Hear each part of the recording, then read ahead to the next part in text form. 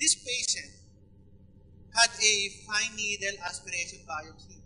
We just put a needle, a small needle for biopsy. However, the pathologist was not sure whether what we got is cancer or not.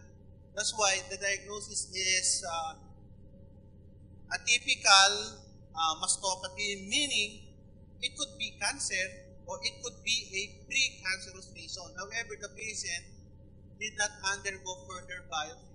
Okay, let us try MIME for 4 weeks, 6 soft gels a day. Result from 6 centimeter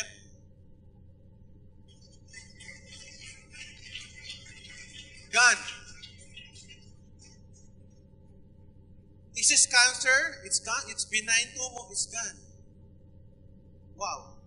I have never seen a product like this, even